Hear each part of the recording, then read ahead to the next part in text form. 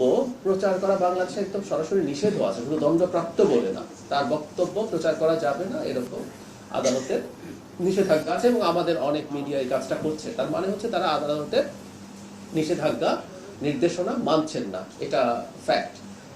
সরকার এটার ব্যাপারে তার মানে তথ্য মন্ত্রণালয়, যেহেতু এই মিডিয়াগুলো তথ্য মন্ত্রণালয়ের অধীন আছে, আমরা প্রাথমিকভাবে এই আহ্বান জানাই, এটা ইনফ্যাক্ট আমরা ফর্মালিও জানাবো, এটা নিয়ে আমার কথা রয়েছে, তারা যেন এই কাজটা না করেন। আমরা এটা নিয়ে খুবই কঠোর কোনো অবস্থান নিচ্ছি তা না, কিন্তু এটা আবার স্মরণ করিয়ে দিতে চাই এবং আমি মনে করি যে আমাদের মিডিয়াগুলো আইনের প্রতি শ্রদ্ধাবোধ করবে, শ্রদ্ধা দেখাবেন এবং তারা এই জিনিসটা থেকে বিরত থাকবেন।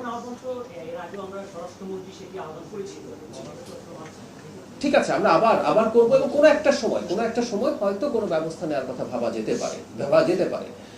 ঘটনা যেটা হয়েছে সেটা হলো এই রকম যে তিনি যখন কথা বলেন, এটা অন্যান্য মিডিয়ায় যেহেতু আসে, মানুষ এখন যেহেতু খুবই কানেক্টিভিটির যুগ, মানুষ কোনো না কোনোভাবে জেনে যায়, সো এই আলাপও কেউ করছেন। আমি আবারও এর বাইরে গিয়ে, সরকারের বাইরে গিয়ে বলছি যে এটা আসলে শেষ পর্যন্ত থেকে রাখা যায় কিনা, কারণ এই যে আপনি রেফারেন্স দিচ্ছেন একটা বিদেশি মিডিয়া, সেই মিডিয়া আমাদের দেশ থেকে দেখা সম্ভব এবং অনেকে সেটা দেখছেন।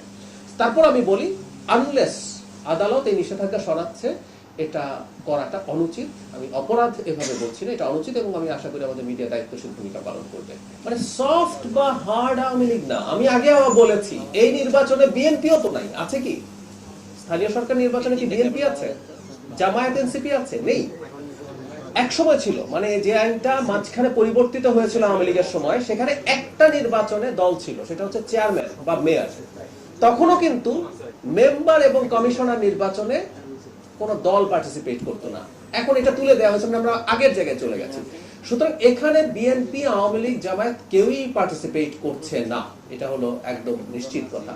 আর দ্বিতীয় কথাটা হচ্ছে, রিফাইন্ড আওয়ামী লীগের একটা আলাপ মাঝে মাঝে কোথাও দেখা যায়, বিশেষ করে সোশ্যাল মিডিয়াতেও দেখা যায়। আওয়ামী লীগের কর্মসূচি যতদিন নিষিদ্ধ আছে ততদিন সে যে নামই হোক না কেন, রিফাইন্ড হোক বা অন্য কোন নতুন আওয়ামী লীগ, তৃণমূল আওয়ামী লীগ, যাই বলি না কেন, কিছু কোনো নামেও মানে আওয়ামী লীগ নামে সে কোনো কর্মসূচি পালন করতে পারবে না। এই জিনিসটা আমাদের বুঝতে পারতে হবে।